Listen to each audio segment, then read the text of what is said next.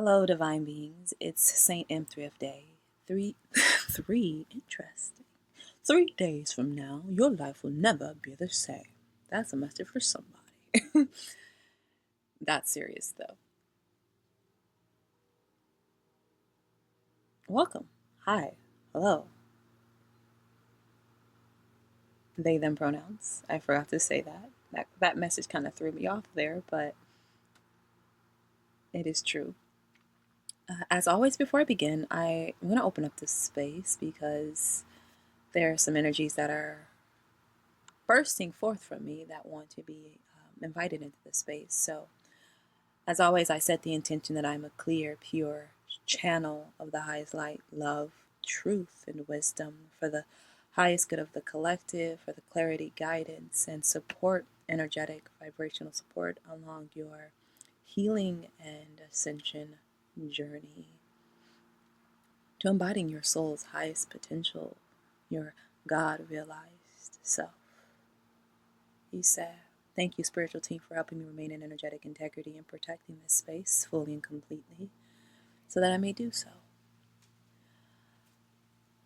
Awesome. So right now I'm channeling pure source energy straight from the 16th dimension. So if you would want to receive this energy as vibrational support for yourself, simply say yes in your heart to receive.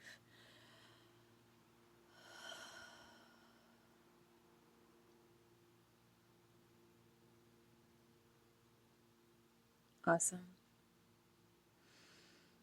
So today,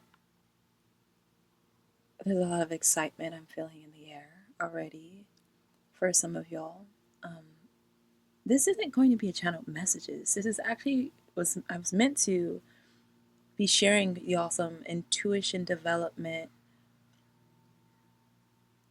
tips and hacks that I have learned along my journey to begin to trust what I'm receiving from my higher self and to begin to differentiate the different incoming energies within my field when learning to connect more deeply to my spiritual team. And your spiritual team has many different facets of extensions of you, whether it be your bloodline ancestors, your soul ancestors, angels, archangels, deities, gods and goddesses, light beings from the stars, other individuals who are incarnate. So, in the beginning of my journey, I was learning how to understand the different energies within me, first of all, right? Your connection with your higher self and learning to trust your intuition is the one of the most, it's the pivotal, it's the pivotal thing to do to be able to move forward successfully, because that is literally your guidance to source literally speaking to you, through you, as you, to say, hey, this is what's in alignment with our highest good and our soul's highest potential. This is where our true self is. Go that way. And so on my own personal journey, this was actually really difficult. And it's taken me some time to come to trust myself because I grew up in a home where I was heavily gaslighted. And I was always very intuitive and very psychic as a kid. But the adults around me didn't want to face the truth and would often tell me I didn't know what I was talking about, even though I was like, I think I'm seeing this very clearly right now. So that, in a combination with being in relationships that mirrored, dating the same energies and the same person because of unhealed, at that point in time, parental wounds, led to me not trusting myself at that point in time. And so now I'm in the place where I trust myself and I trust my intuition. And the difference between your intuition and your psychic abilities is your intuition is you knowing how to read yourself and your energies. And I say your psychic abilities is more of an external focus of how to read others. But it's all, words. You're reading energy, period. But intuition helps you understand yourself deeply and understand what's going on energetically within your own field. And so understanding how to do that will assist you in developing the discernment. Discernment is the areas in which you need to exercise a greater level of care with what energies you let into your life, whether these energies be manifest in the physical through other people, and how you can walk your path, because we are constantly being guided all around us at all times moving forward. I call it the gold path because gold is the symbology of Christ consciousness, Krishna consciousness, unity consciousness. It is the culmination of the embodiment of the masculine principle of source and the feminine principle of source, that sun energy, the child energy, birth between the two of love. And so that is symbolized by gold, and that's the 14th dimension. And so learning to trust yourself and trust your intuition is key, it's pivotal to be able to make decisions that are in alignment with your soul and your higher self. And then learning how to communicate with your spiritual team and understanding how your spiritual team communicates with you is also pivotal to receive guidance from the sources beyond other selves, I would like to say, because everything is source, right? And so there are two ways that I want to offer to you to do this. You may not have been gaslighted your whole life, but we live in a society that is mirrored in a framework of illusion and delusion. And so many are taught from a young age not to trust their intuition. And there are energies that can make it difficult to do so, whether they be manifest in the spiritual realm or in the physical realm, because of that energy of illusion and delusion. So the first one I like to offer is one I learned during a workshop a couple years ago. And you ask the question 3 times when you're first starting to connect to your higher self and your spiritual team, and you're setting in a space that is sacred, whether it be in meditation or otherwise. You're within yourself. Your mind is as still as possible. You ask the question, is this my ancestors? Is this actually my ancestors? Is this really my ancestors? You ask it 3 times because 3 is a foundational number of the universe, and a entity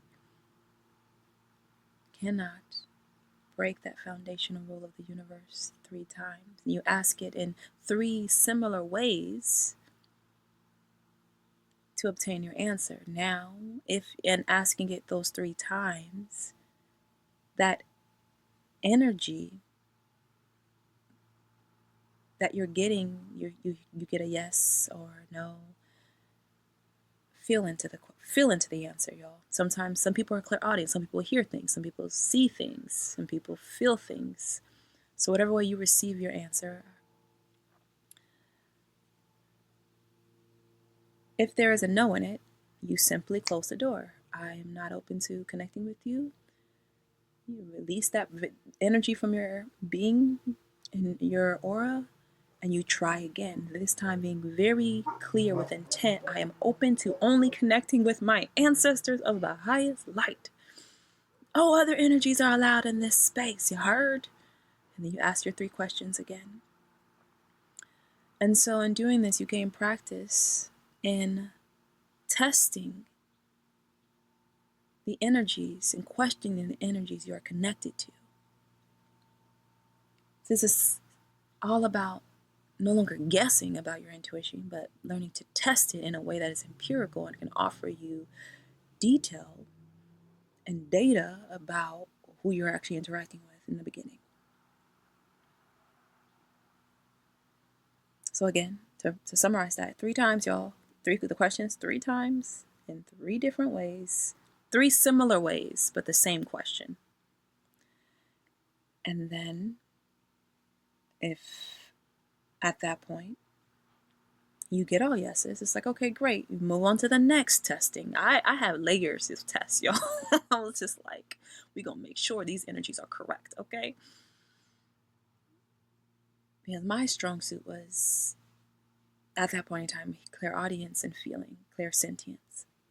So it moves to the second one, and this is the clairsentience. This is the feeling. This is the strongest ability that most people have, is clairsentience. It's the ability to feel, to receive information about energy through feeling. And I'm not about emotions. We're talking about feeling as in a sensation, bodily sensation. And so the next level is asking them to send you a piece of their energy. Now, energy doesn't lie. Energy can be cloaked, but the energy of itself cannot be misrepresented in anything but that which it is. And so when you're talking to the spiritual team member, you can ask to have a piece of their light energy sent your way, and then feel into that and see how it feels. Light energy should always feel uplifting and centered. And you will know if energy comes to you if it feels right. Like, does this feel like my ancestor? Does this feel like my higher self? And then ask for a piece of their dark. If you want to call it shadow, if that works for you. We live in a world of duality, of polarity, at a certain point and level, until you move past polarity and realize all is one. But in the meantime, in this 3D construct of physical realm, this is one of polarity and the experience of polarity. And so feeling their light and feeling the dark, and feeling if it feels okay for you. If it doesn't feel good in your body for you to receive that being's energy, then maybe you don't want to connect with them, ancestor or not. Because not all ancestors are of the light. Culturally, in Igbo land, there was a certain way you buried your ancestors to ensure that they would be able to go to the ancestral realm of those who were kosher, those who were light. Now, everybody gets buried that way, and there's not as much of particularity around who's getting buried in that way. So, but most people end up going to the middle astral realm, which most ancestors reside anyways. But not all ancestors are. Some of them are earthbound. Point being that when you're engaging with your ancestors, you want to ensure that it's not even just your ancestors, maybe your star ancestors, maybe your soul ancestors, that you are engaging with those specifically. You note that when you're asking to connect. I want to connect with my spiritual team of the highest light and love. I want to, some people say high council of light. Whatever you want to say, you want to clarify, right? This is all about setting standards. You don't let anybody into your house, right? You're not going to just open the door to the front of your house and be like, hey, y'all, come on in. You're not going to do that. So you don't want to do that with your house, which is your physical vessel and your energy field. And feel the energy. Let me have a piece of your light. Let me have a piece of your dark, and go from there. So those are the 2 that I used to test. It helped me stop guessing and questioning my intuition and providing me with a way of really connecting on a basis that I could keep the same and provide me with pertinent data, yeah, in terms of my journey forward. So play around with that. Make it yours. Now, I do want to say, and I didn't say this in the beginning, that there was a third way, actually, that I learned to connect with my spiritual team. And I'm being guided not to offer it here, but as something separate, because this was more of like a meditation that allowed me to get in a certain vibrational state to be able to access them in this state, knowing that that place was secure energetically, that I created within myself. So there is that third way that I used. And again, the power of three, y'all.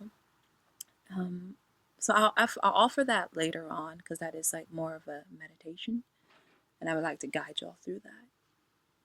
And I want to say that if you need to use multiple ways of testing, test your spiritual team is okay with you developing trust in them. Your higher self is okay with you developing trust with it. As you move forward, they're willing to do whatever they need to do to make sure that you and them are cool and y'all copacetic, okay? Alrighty, so is there anything else? Yes, always. I send y'all off with love and light. Wherever, whenever you are, send yourself some love for showing up for your journey, for your growth and development. I don't take it for granted, so I hope you don't either. Take care of yourself deeply. May peace be with you.